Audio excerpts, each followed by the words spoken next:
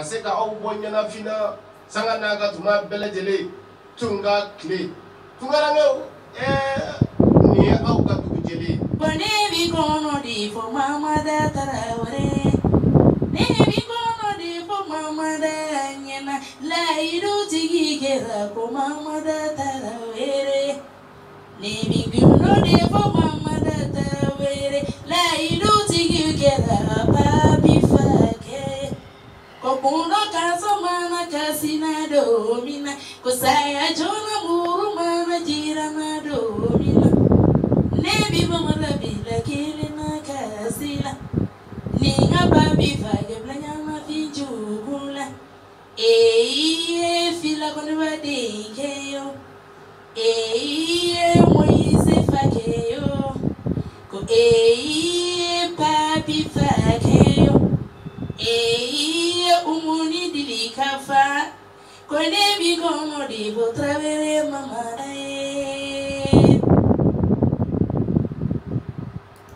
kone bi como di Mamada Tarawele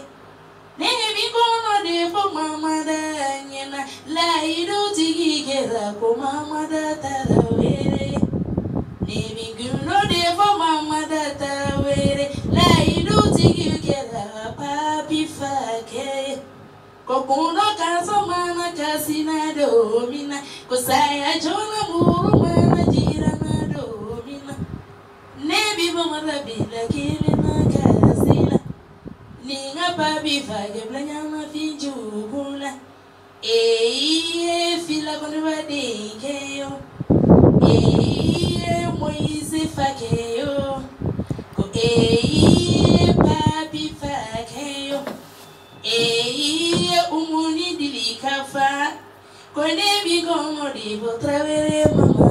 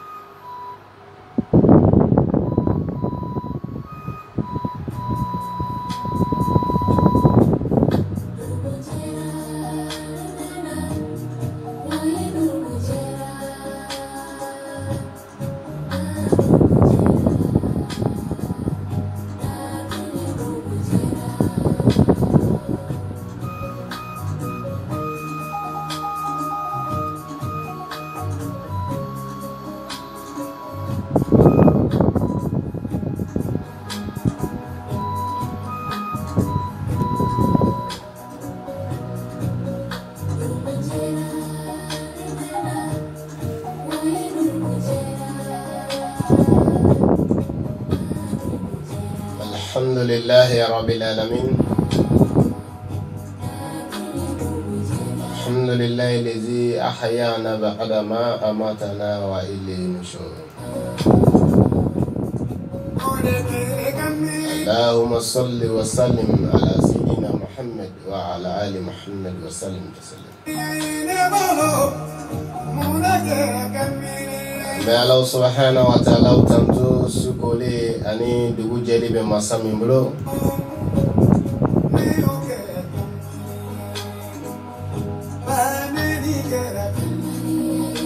sukole ani dugu jeli be Allah subhanahu wa ta'ala de bro ambe Allah tantu ambe Allah wal bandon amba abarkada alemi bira kama sɔrɔ sukura dugu jɛra o de ye anw kelen-kelenna bɛɛ lajɛlen se yan wa o de bɛna an bɛɛ bɔ yan don dɔ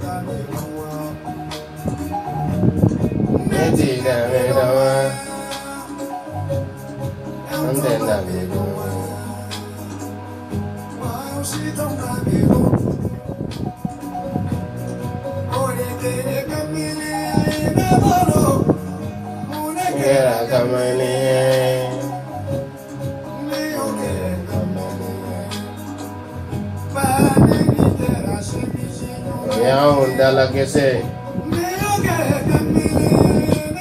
Kera kamera e tukuni. Naam. Fine. Drogo kera mini jina ngulichi. Ala kososa.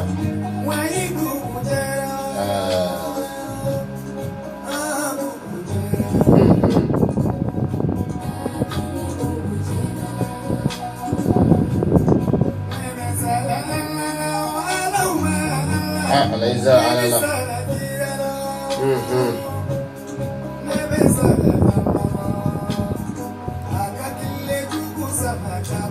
Yekle ka farin. Sangani di anun din laban cogoye. Anun gara kamana gandenw ye. A y'an somɔgɔw kamana gansa.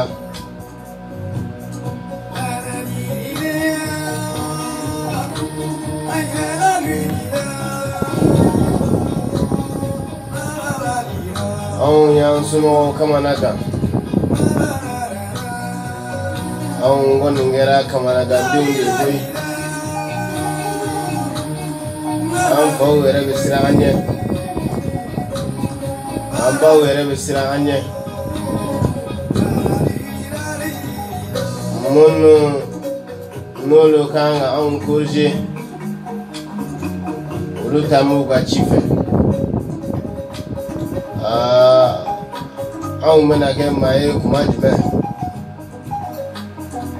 Anw bɛna kɛ maa ye kuma jumɛn? K'a sɔrɔ n'anw ma kɛ maa ye, bɛɛ de bɛ dɔ sɔrɔ a kɔlɔlɔ la. Ni denw ma lamɔ ka ɲa, ni den lamɔ juguyara, bɛɛ de bɛ dɔ sɔrɔ a kɔlɔlɔ la. Ala kosɔn sa. Ni ye tiɲɛ ye dɛ. Ni denw ma lamɔ ka ɲa, bɛɛ de bɛ dɔ sɔrɔ a kɔlɔlɔ la. O siga kana maa minɛ dɛ. Ni denw ma lamɔ ka ɲa, bɛɛ bɛ dɔ sɔrɔ a kɔlɔlɔ la.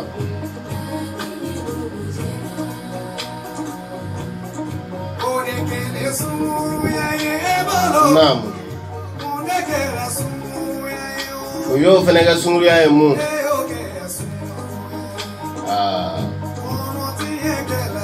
Kɔnɔ tiɲɛ o kɛra sunkuruya ye. Voilà. Mamadou Jawara, ça va? On est fin. Attendez.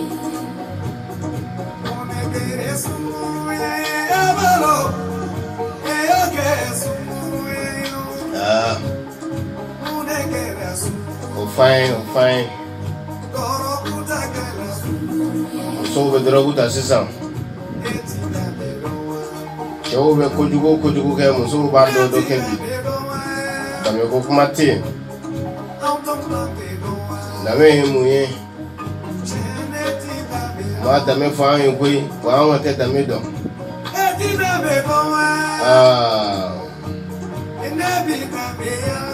Danbe ye mun ye? Anw ma danbe nin dɔn dɛ. Anw tɛ danbe nin dɔn dɛ.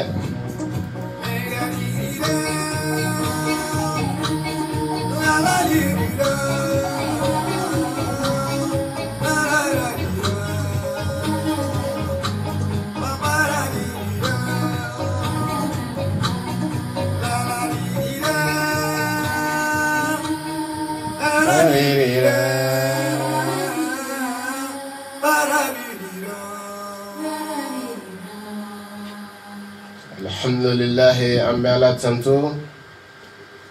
ko bɛɛ lajɛlen b'a tuma de fɛ. Foyi kumasibali o tɛ karaba. Ni an ka jɛmukan ye n'o ye tunga matinale ye k'Ala tanto ni bi ye, Ala min bi jira ne ni aw bɛɛ lajɛlen na, filɛbaw bɛɛ lajɛlen, Bébé Kali Lion, bienvenue. Filɛlikɛlabaw bɛɛ lajɛlen, o ye minnu bɛ la ka an ye, minnu bɛna mankan nin sɔrɔ minnu bɛ ka mankan sɔrɔ nin waati in na an ka foli b'u bɛɛ lajɛlen k'u ni sɔgɔma ka Zeno FM Zeno Media ka baarakɛla bɛɛ lajɛlen fo an ka an min fɛn bɛ Facebook kan YouTube kan TikTok kan an ka foli b'u bɛɛ lajɛlen sɔgɔmada la na balimakɛ Mamada Dani Damankan Kinidugu Sikaso an ka foli b'aw bɛɛ ni an donna an ka Tunka matinal kɔnɔna na aw ka réseau de communication Tunka tile kunkan fɛ ka tunkarankew bɛɛ lajɛlen fo waati gɛlɛnw bɛ na waatiw la wa waati dɔw bɛ na olu bɛ gɛlɛya waati nɔgɔmanw bɛ na waatiw la waati dɔw bɛ olu bɛ nɔgɔya nka bɛɛ lajɛlen waati mana na hakilima b'a faamuya ale kan ka labɛn min sabati a waati la ale ko o labɛn ko sabati o la an bɛ fɛ k'a fɔ dɔrɔn jamana bɛ waati gɛlɛn de la waati gɛlɛn min b'a la ka fɔ n'o o talen don ka ɲɛsin malidenw ma nka an ka dɔn sɛgɛn o de bɛ sɛgɛn ma gɛlɛya n'aw ma kulo gɛlɛya gɛlɛya ti bɔ aw da la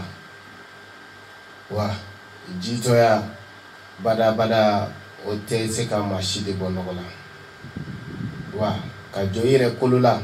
o de ye cɛya dɔ ye hali ni bɛ sa i ka sa ni cɛ ye o la c'est à dire il faut mourir avec des raisons au lieu de vivre sans raison ni ma ɲɛ bɛ sa i ka sa kun jɔnjɔn na o ka fisa balo kuntan ye balo kun tɛ ka balo ye ten kun t'a la c'est pas bon o la n bɛ fɛ ka mun fɔ n bɛ fɛ ka appel min lancer dɔrɔn ka taga an balimaw bɛɛ lajɛlen ma jamana ye dugukolo ye mais mɔgɔ minnu bɛ dugukolo kan olu de ye jamana jɔbaa ye mais dugukolo t'a yɛrɛ jɔ o la ni kiri bɔra ni wɔyɔ bɔra ni gongon cira a bɛ jamana den ɲumanw de wele minnu bɛ faso kɔnɔ yan ani minnu bɛ tunga fɛ ko bɛɛ ka fara ɲɔgɔn kan ka kɛ hakilina kelen ye kun kelenna kelen sanga ni kuma bɛɛ lajɛlen o la an bɛ waati gɛlɛn de la a dogon tɛ mɔgɔ si la ka sababu kɛ transition waati de bɛ n'o ye furancɛ fanga ye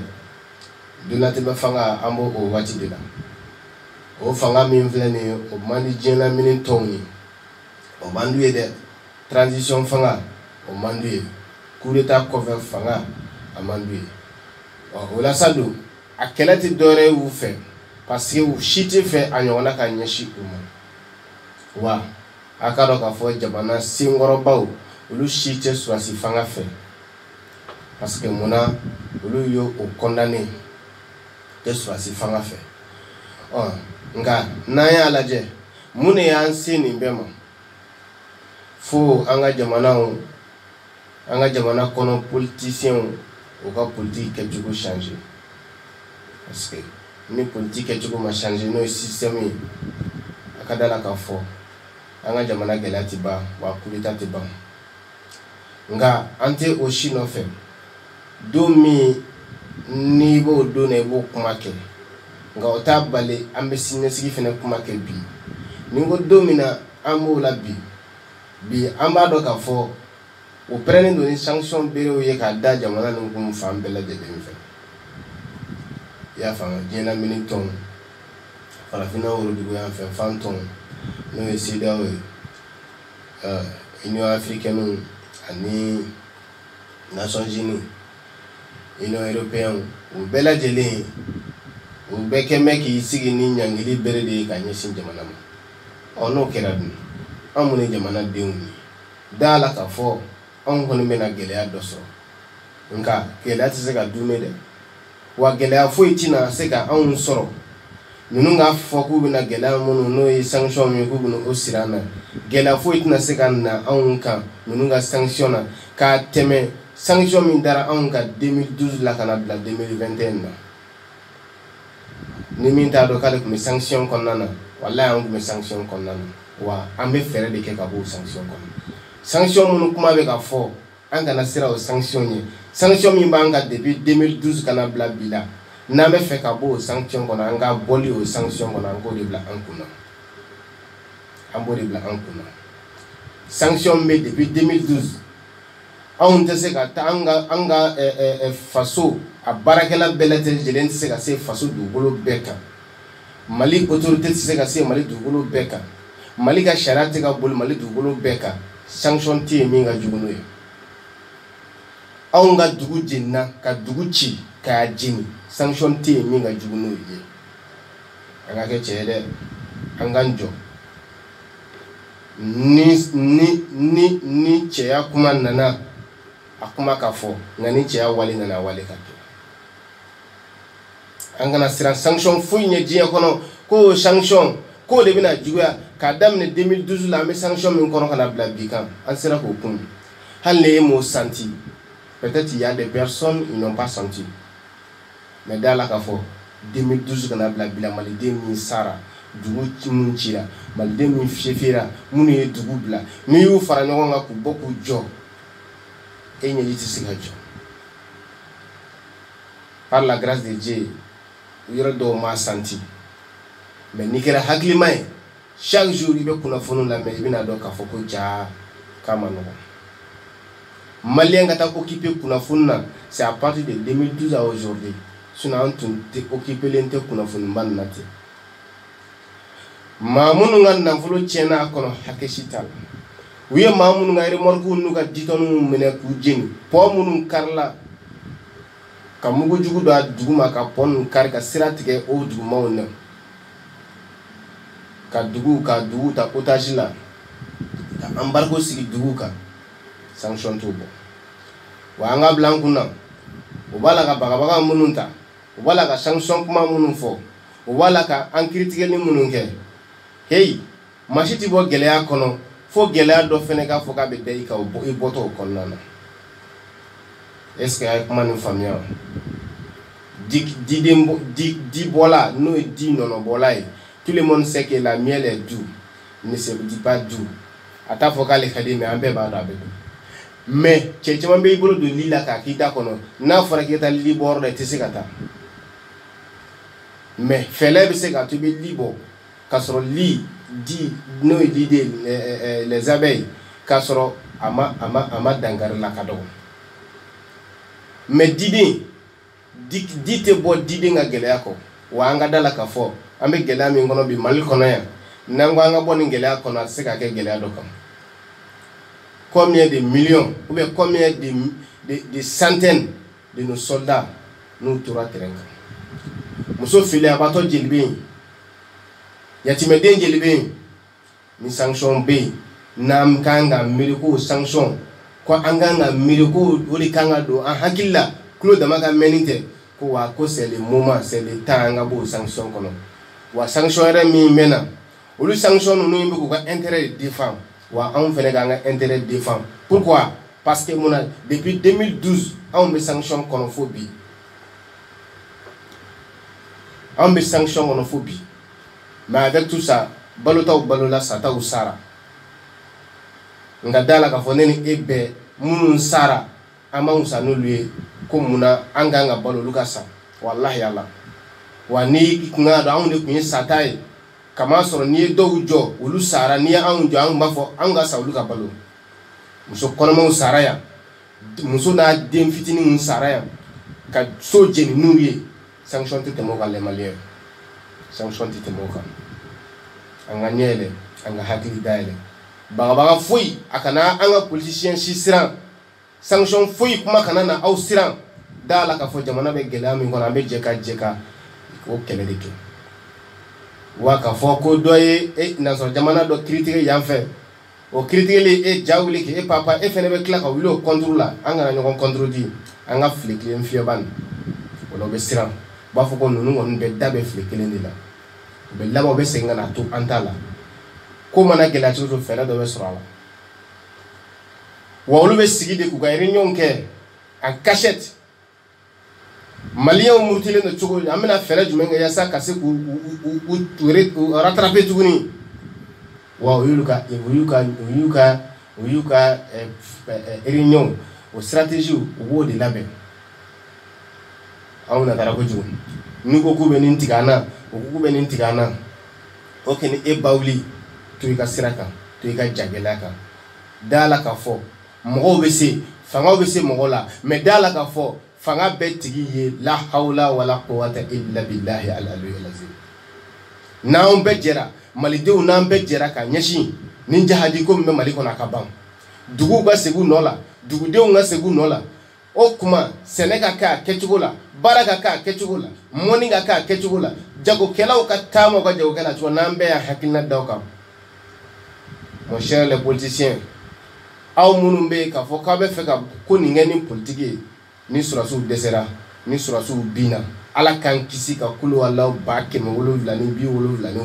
don an n'a cɛ e ka politiki baara tɛ se ka kɛ. Wallahi ala jamana golomasiri tabaw n'o ye sɔrɔdasiw ye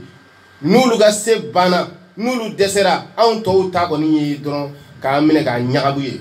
c'est-à-dire k'an manger. Commerçant tɛ se k'a ka baara kɛ ni sɔrɔsiw ma se sɔrɔ jamais de la vie o tɛ se ka kɛ. Wa an kana jigi d'a kan ko diɲɛ sɔrɔsi yɛrɛ de bɛna anw ka dugukolo nin lakɔlɔsi ka sɔrɔ anw yɛrɛ ka sɔrɔsiw tɛ yen. Ala k'an kisi o n'o kɛra jɔnya bɛ kurakuraya tuguni. Wa an ma d'a la k'a fɔ ninnu kun bɛ mun kan u kun bɛ mun kan u kun bɛ de jamana yɛrɛ ka dɛsɛ k'a yɛrɛ ka lakana sabati o la n'o kɛra olu bɛna mɔgɔ bila ka na anw ka lakana kɔlɔsi n'o kɛra o jamana bɔla a ka halalaya kɔnɔna na o kɔrɔ ko jamana tɛ s'a yɛrɛ kɔrɔ. Donc maintenant an ka jamana an ka halala bɛ bɔsi an na o de ye kojugu ye k'a fɔ k'i se ka du kɔrɔ k'i ka du bɛ fara nin du kan o dutigi b'aw bɛɛ mara wallahi o de ye kojugu ye wa o de tun bɛ k'an dɛndɛ Dieu merci o tɛ sira sɔrɔ tuguni. O ye ne ka famita fitinin ye mɔgɔ bɛɛ n'a ka hakilinata fitinin don mɔgɔ dɔ ka hakilina fitinin bɛ se ka hakilina batigi dɔ ka hakilina dafa wa n bɛ fɛ ka mun fɔ i kɛra jagokɛla ye i kɛra mɔnikɛla ye i kɛra politicien ye i kɛra diɲɛ baara o baara kɛba ye k'a sɔrɔ e tɛ armée ye e chargé tɛ jamana yɛrɛ kɔlɔsili n'a sécuriseli la da la k'a fɔ ni minnu bɛ jamana kɔlɔsi n'olu kɛɲɛna n'olu dɛsɛra foyi tɛ ɲɛ tuguni. O la munna an bɛɛ de bɛ jɛ k'an fanga fara armée kan a n'an kɔkɔrɔmadon baara ɲumanw minnu bɛ ka an kɔkɔrɔmadon an yɛrɛ ka intérêt sɔrɔli kama maliyɛnw ka intérêt maliyɛnw ka nafa kama. Nka nin bɛɛ la an b'an sara an balimaw la minnu murutilen don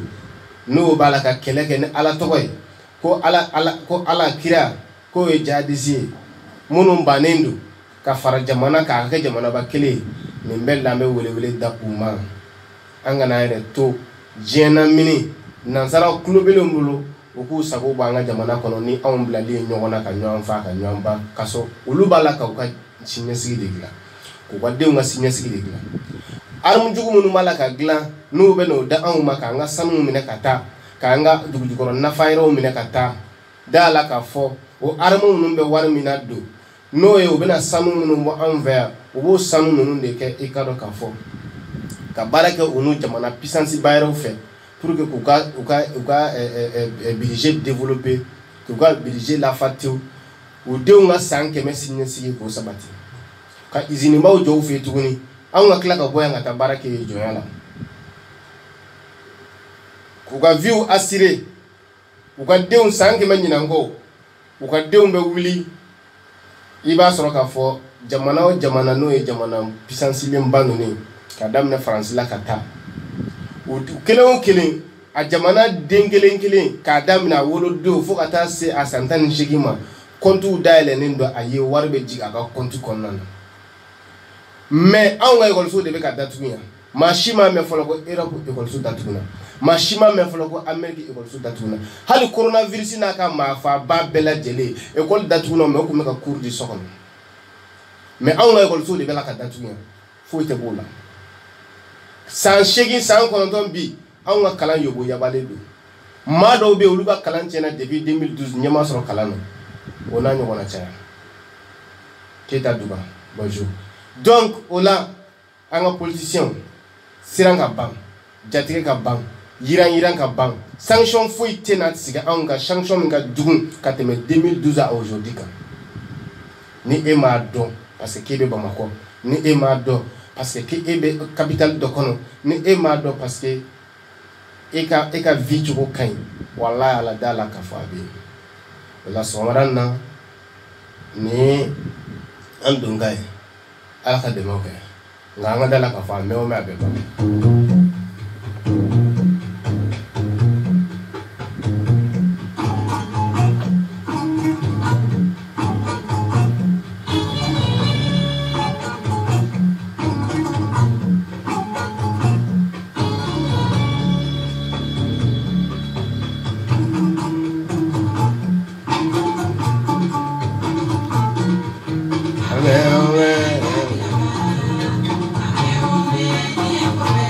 voilà abeba duno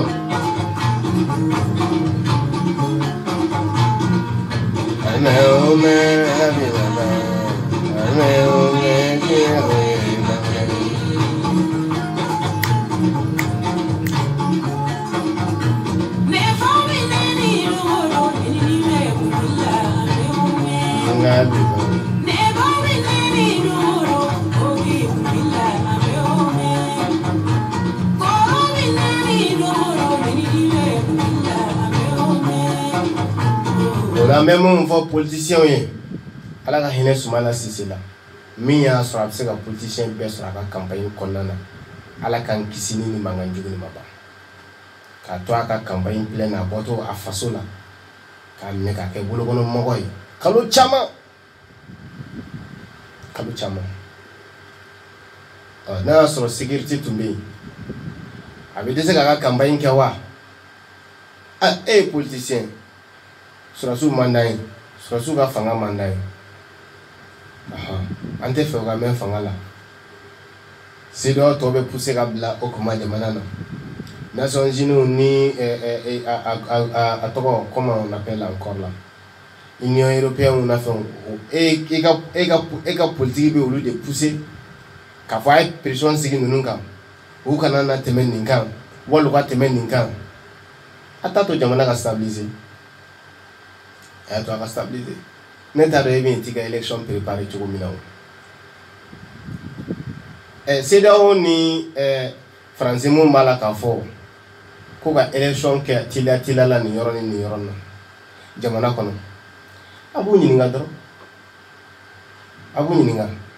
yalima du village bɛɛ bɛ se ka voter an bɛ don min na ko bi wa c'est pas parce que k'an bɛ sɔrɔsiw défense ta mais a ka kan dɔ kɛra san joli politiciens b'u yɛrɛ la n'u ye dɔ kɛ n'u ma se u ka lajɛ ni sɔrɔsiw fana sera ka min kɛ an ka lajɛ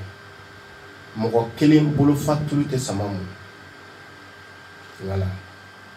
m'a dɔn transition fanga bɛ se ka ko dɔ kɛ bolokɔrɔta fanga fana tɛ se k'o kɛ i n'a fɔ bolokɔrɔta fanga bɛ se ka ko dɔ kɛ transition fanga fana tɛ se k'o kɛ mais gɛrɛntɛ min b'a la ka sigi anw kan n'o ye pression ye an k'an kɔlɔsi dɛ ni anw yɛrɛ ka jamana politicien dɔw kɛra o gɛrɛntɛ yɛrɛ laɲinibaga ye k'a sigi ko parce que ko sɔrɔsiw bɛ fanga la a man di ye ni sɔrɔsiw bɔra yen k'a sɔrɔ ni jahadi nin ma ban k'a sɔrɔ ninnu maa faalan ninnu olu ma bɔ an sen na e b'i ka politique baaraw kɛ cogo di élection bɛ kɛ Bamakɔ dɔrɔn de wa Mali région jumɛn bɛ yen bi k'u kɛn tɛ ka yɔrɔ dɔ menacer n'i ye Sikaso ta k'a lajɛ u bɛ don ka bɔ kɛ Sikaso ka i bɛ ten Segu kuma tɛ fɔ Mopti kuma tɛ fɔ ka yɛlɛ ka taa Kulukoro fan dɔw bɛ fɔ Nara yanfan ninnu lajɛ kɛ donc o la Ala ka hakili ɲuman d'an ma.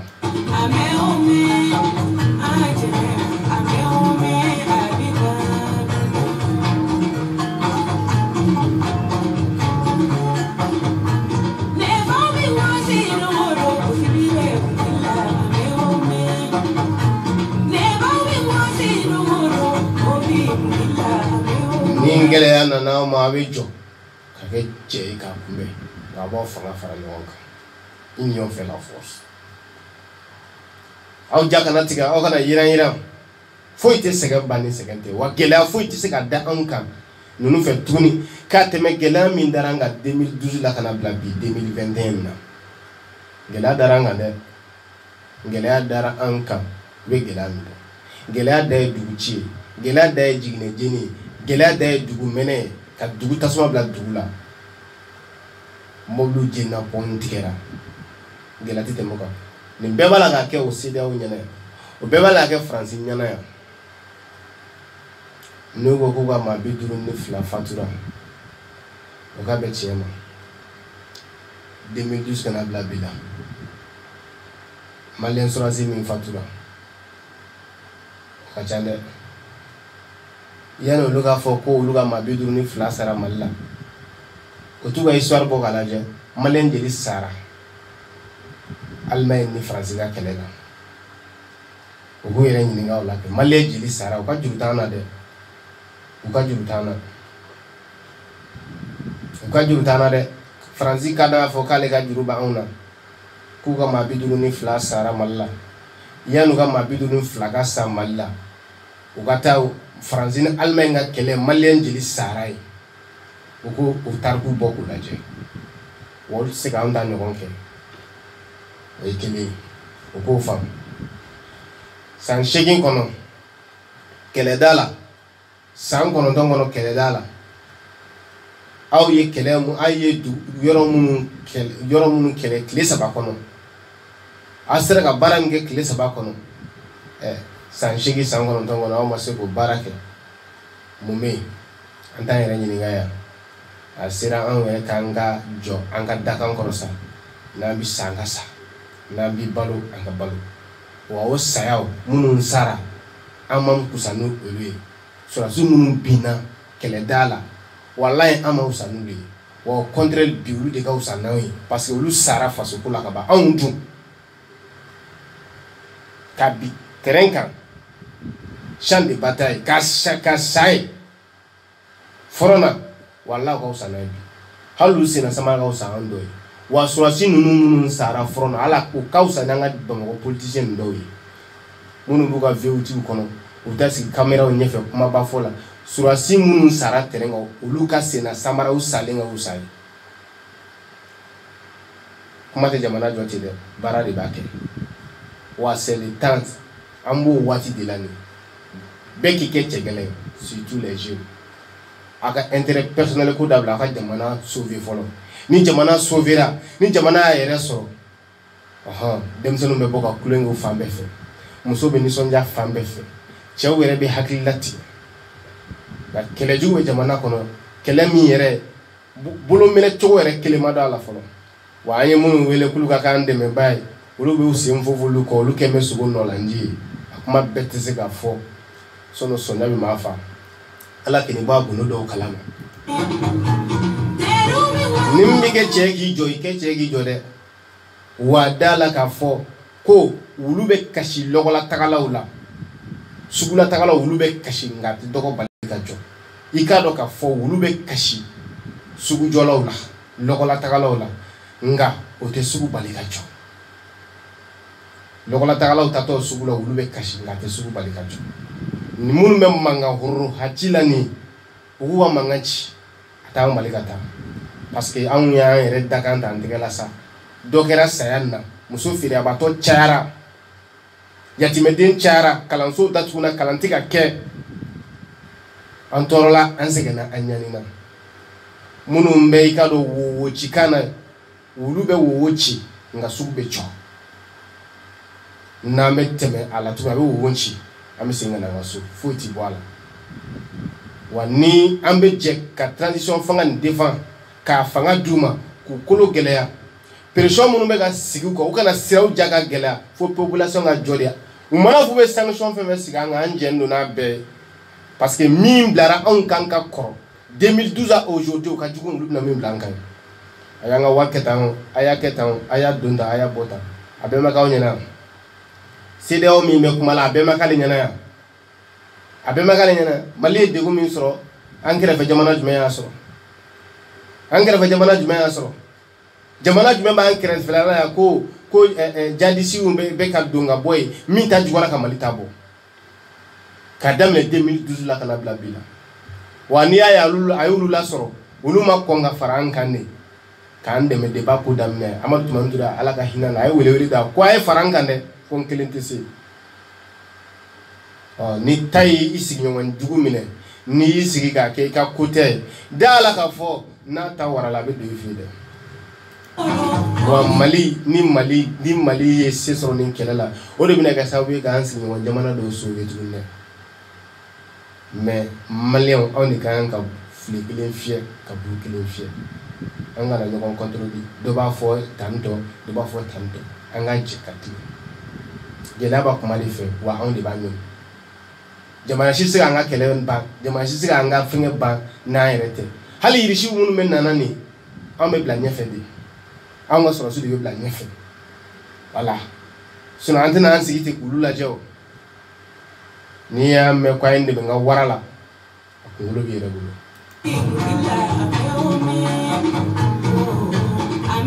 nani mana kam fula re ka cha besirande wa bu re ka intérêt de miliwa ay to ni ga lafia an sara ka cha sa nyana mara te mali kono bi an be sara ka ba shuda ma de bala ka tama tellement munu fara achara wa an be ka ngayere yo shu chela wa oni kan gulu shu nyeji chebi usara kununa usaru sakuna wa usara nafam no fe nafa sola anga woleke kushu kuna wolo kushu honoré Allah halla be ke jelika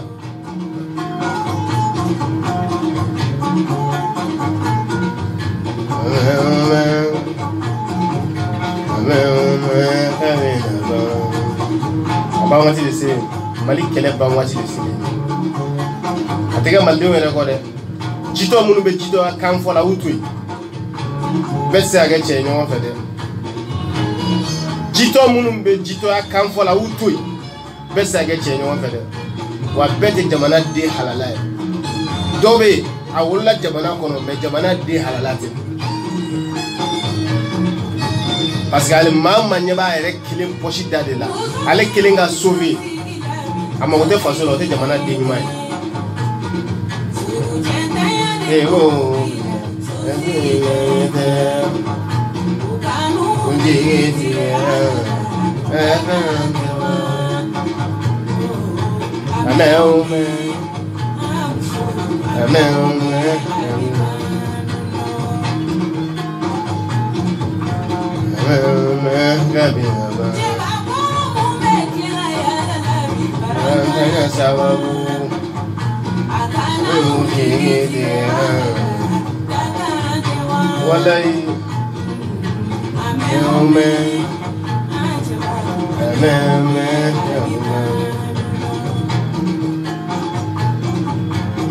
ambe garravu bilibili babla anga force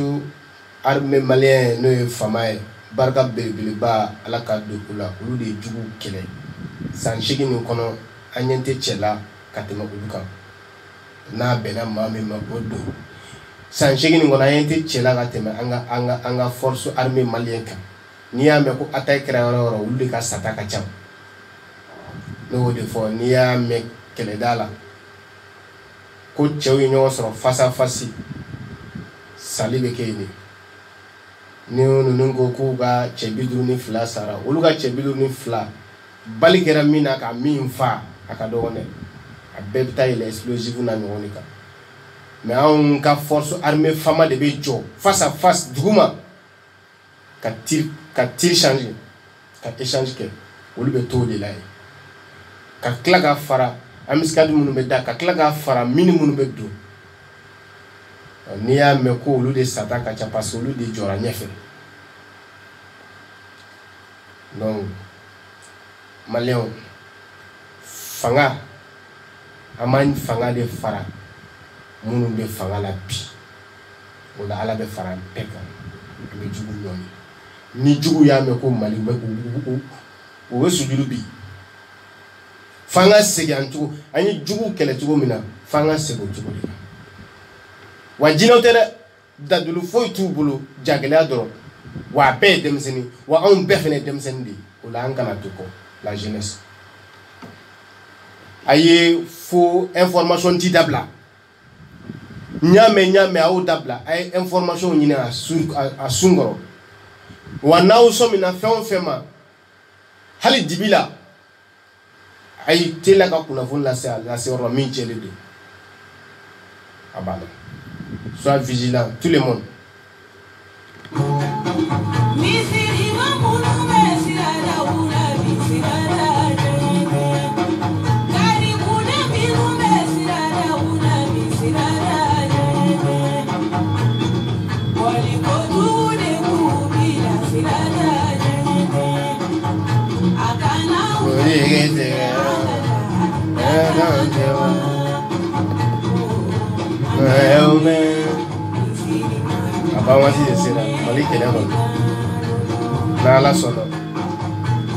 Munu sara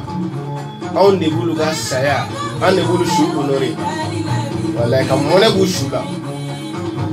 wallahi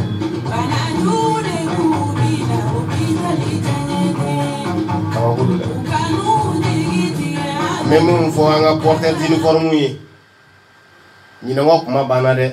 ni ne yire ngo bana parce que anya ko la shu chamana ni munu be garder la téléphone ngo be do ni ne kana nyine de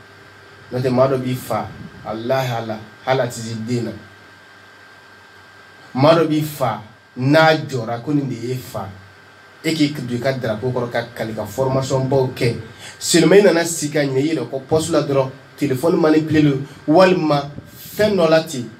ma suyani ndo bi ni fati mi nyere tete me dala dungo keleka hala do tizenela kana nyine yere ko de nyine ngo kuma temena ambe shude ga yala ko wa shuma nga sira sa anya tuni tange kelema banyana mama jane tange kelema ba mashigini yere blanyana mo chela wa munu sara mbo message kumaninga anga politicien munu be pla nu tika chienfo nu tate faso ko politicien faso din jugu anga surasi nunu sara ulu sena samara ka kusanui ni ya ibisi media ula ki pare ka bazen kila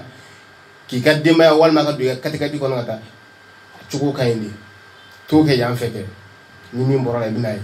media do disi yan feke John de yen fait les porteurs d'uniforme les femmes forces armées maliennes kongo be do lay mi no be do lay do ni farga me nyogono bugu debouyer ngana yenglo ki banu nu do dro ka ketan ka versi krikara jangana dro ka chemise krikara do kana sigi media nyefe ka camera nya shama ina fontanya shine inflama chukomina ame wila donata borata kuma sugube ube boni guru muba uni femba ube jamana jowa azugunge kilaka kuma bani mu anya shibere ke kuma na ha bebe fembe mana ube da kana yere ke kuma ale de banye do kuma ale de bisi anti nyogon fe ni kala ni jamana kundira mima bebe bla contrôle ko parce que muna nega parti mo gotel ka klaka politique do nga fembe la administration be ka politique do abela ha nga saballa na masabali ameke kere ka ere fufa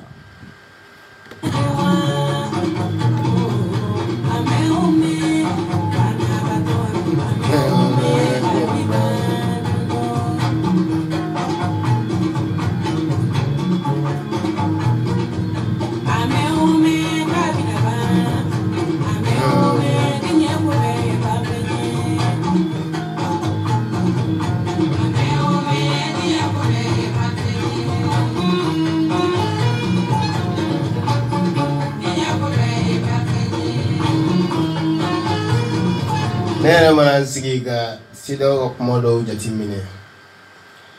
olube sanction sigi anga ba sigi anga ni malere sanction si o jamano ba esa do be balo ano ni ga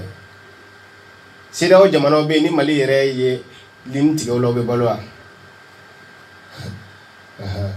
ko jite mallade nga mali oron point be mun ka teme mallade Afrique de l'Ouest là non